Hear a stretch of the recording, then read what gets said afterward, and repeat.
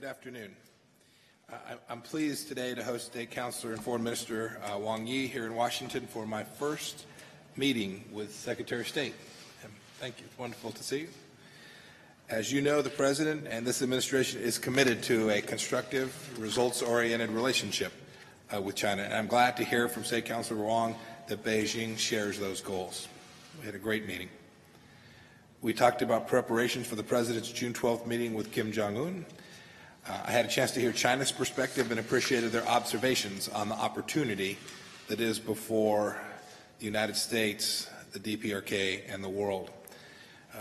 We discussed our firm commitment to maintain pressure on North Korea and to continue fully enforcing all relevant UN Security Council resolutions related to North Korea until we see and achieve the complete, verifiable, and irreversible denuclearization of the Korean Peninsula. We confirm today that we continue to expect all countries, including China, will meet their obligations and fully implement those measures. China, the United States, South Korea, Japan, we are all fully committed to a bright future for the DPRK if Pyongyang is willing to denuclearize. Until that time arrives, the pressure will continue. I emphasize the President's firm determination to secure balanced and fair trade and investment relationship. We know that the discussions are ongoing. Our trade teams will continue their regular engagements on these very important matters to each of our two countries. I also raised our concerns about the militarization of the South China Sea. We had a good discussion. We have other important priorities in our relationship with China as well, such as stopping the flow of opioids coming from China into the United States, protecting American intellectual property, and upholding human rights and religious freedom. We had a wonderful discussion where we hope that our two countries can build an excellent relationship the same way for our two countries together. I look forward to traveling to visit with you in Beijing in the not too distant future and to continue the discussions that we had today. Councilor Wang will now share some remarks, and then I'm happy to take a question at the conclusion of his remarks. Welcome.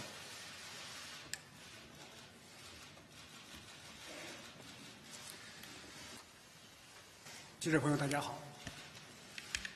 我这次是出席 G20 阿根廷的外长会之后，回国途中。I am here for a stopover after I attended the G20 Foreign Ministers meeting in Argentina, together with the Secretary of the State. This is our first meeting. I hope to establish good working relationship with him. Because this is a stopover, so there was not a plan for a joint press conference.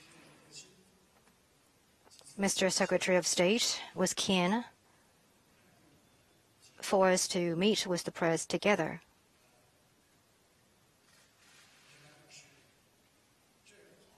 And I said, we defer as the guest to our host. Just now we had a very candid and in-depth discussion. We first discussed the bilateral relationship between China and the United States. We both believe that China-U.S. relationship is the most important bilateral relationship to each other. We both believe that our cooperation far outweighs differences and opportunities we face far outweighs challenges. We commend the strategic guidance that our two presidents provide to China-U.S. relationship, and we are ready to work to implement the series of consensus reached by the two presidents, including respecting each other's major interests and properly handling Taiwan and other sensitive issues. And we need to stay clear of disruptions and overcome difficulties and work together to ensure that China-U.S. relationship will continue to enjoy sound and healthy development. We both believe that the two teams have conducted intensive discussions recently on trade. These discussions are constructive and have produced positive and important progress. We believe it is important that both sides are willing to do addition instead of reduction to ease as early as possible and finally address the trade imbalance. We hope that these common understanding could be implemented at an early date through further and detailed consultations. We both hope to strengthen cooperation on international and regional issues and facilitate the political solution to hotspot issues.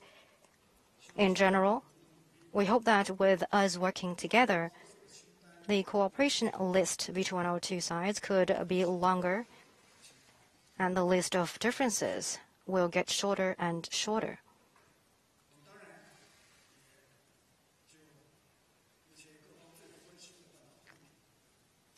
On the Korean nuclear issue that is at the center of attention, we also exchanged views. I listened to the analysis of Mr. Secretary on the recent development of the situation and his perspectives. I want to tell you that, first of all, China is firmly committed to denuclearization of the Korean Peninsula. This position will not change. At the same time, we believe that in achieving the process or the goal of denuclearization, it is necessary to address the legitimate security concerns of the DPRK at an appropriate time. And along with the realization of denuclearization, it is important to establish a long-term and effective peace mechanism on the Korean Peninsula. And second, China firmly supports the meeting between the United States and the DPRK leaders. Direct and contact and dialogue between the leaders is key to addressing the nuclear issue on the Korean Peninsula.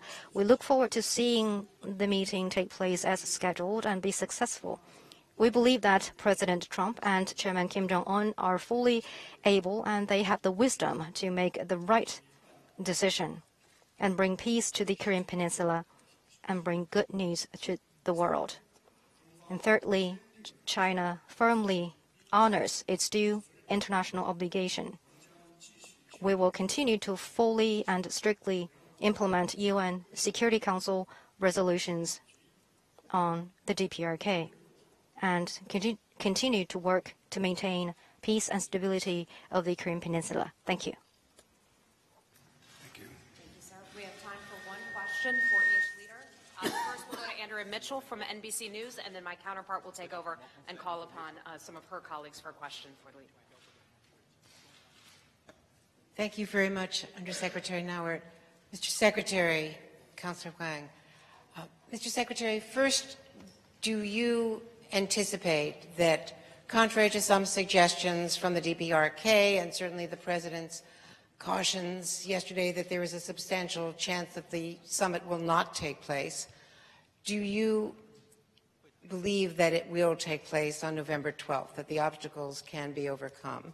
Secondly, I wanted to ask you about the decision by the United States today to disinvite China from participating in the military exercises in the South China Seas. You discussed the militarization of the South China Seas, and I wanted to know from your talks whether you have been satisfied with China's response, and Minister Wang, how concerned are you by this disinvitation to participate, and whether you too are satisfied that the meeting on November 12th will take place. And finally, if you'll forgive one more question, Mr. Secretary, you raised the issue of what happened to an American diplomat with mild brain trauma in Guangzhou, and it sounds very similar to what was experienced by our diplomats in Cuba.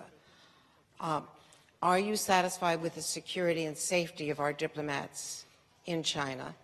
And if not, would you take retaliatory steps, as the United States did against Havana, and withdraw diplomats and also demand that diplomats leave the United States?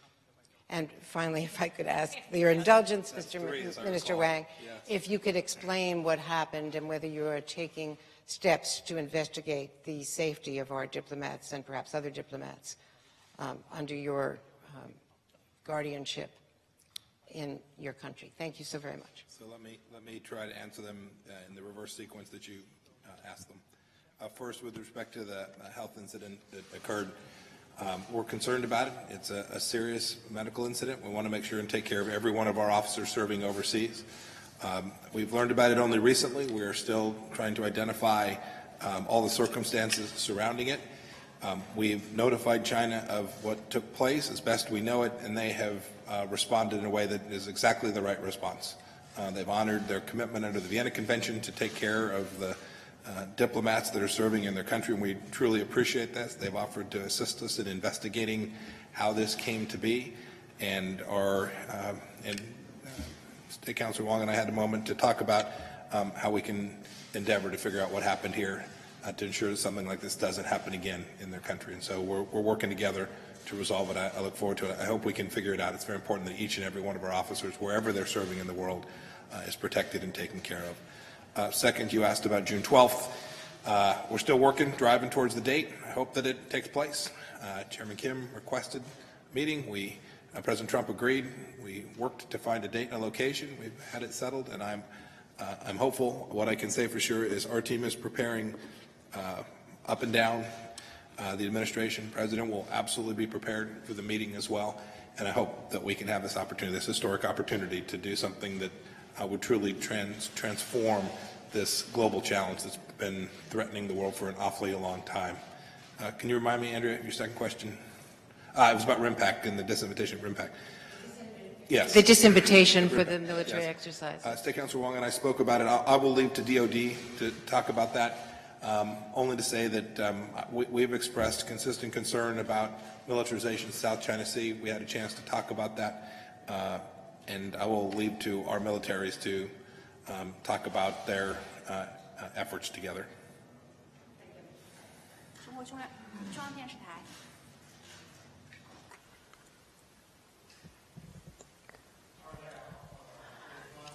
I'm from CCTV.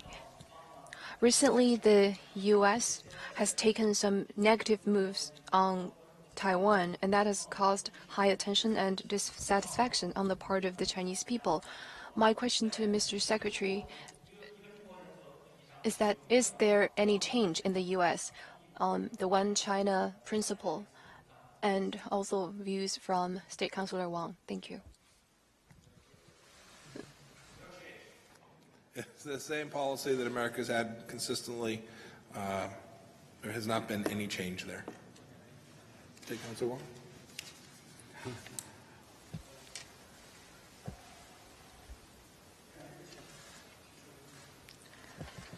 This is a question on Taiwan and whether the U.S. has changed its policy. That indeed is a reflection of the concerns of the Chinese people. Mr. Secretary has said that there's no change to the U.S. policy, and we don't want to see a change. There should not be a change. This touches upon the political foundation of China-U.S. relations. We would urge the U.S. to honor the One China principle and the stipulations in the 3 joint communiques, and prudently and properly manage Taiwan-related issues to uphold the overall interests of China-U.S. relations and peace and stability across the straits. Just now, the U.S. reporter asked about a U.S. diplomat in China. Our understanding, this is an individual case of an American diplomat in Guangzhou. China has been investigating this matter in a very responsible manner, and we haven't found that any organization or individual has carried out such sonic influence. We will stay in communication with the U.S. through diplomatic channels, and we would suggest that U.S. side can also carry out some internal investigation. We don't want to see that this individual case will be magnified, complicated, or even politicized. We hope people will not associate it with other unnecessary matters.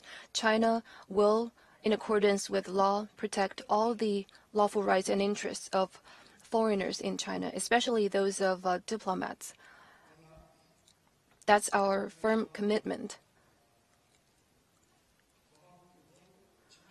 On the Pentagon's decision or disinvitation of a Chinese military in the RIMPAC exercise, we find that a very non-constructive move.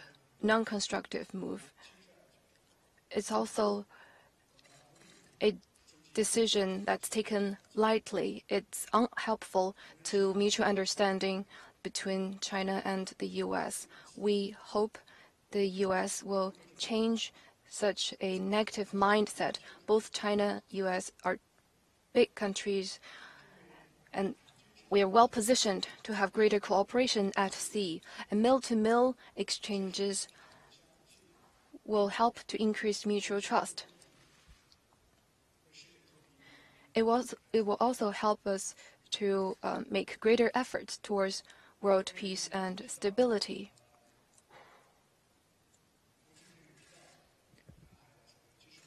On the so-called militarization in the South China Sea, we talked about this issue just now. China is only building civilian and some necessary defense facilities on our own islands. That is the right to self-defense and preservation of every sovereign state. It is a normal deployment and has nothing to do with militarization. Just like the U.S. has military presence in Hawaii, in Guam, and China's deployment is at a much smaller scale than the U.S. It's just out of necessary defense purposes. We don't hope to see any exaggeration or hype up of this matter. Whether the summit between U.S. and DPRK will go ahead as scheduled, I made it very clear that we hope it will go ahead as scheduled, and we hope it will be productive, it will deliver outcomes. There is already good basis and necessary conditions at the moment. And I told our U.S. colleagues that if you want to solve the problem, now is the time. If you want peace, now is the time. If you want to make history, now is the time. Thank you.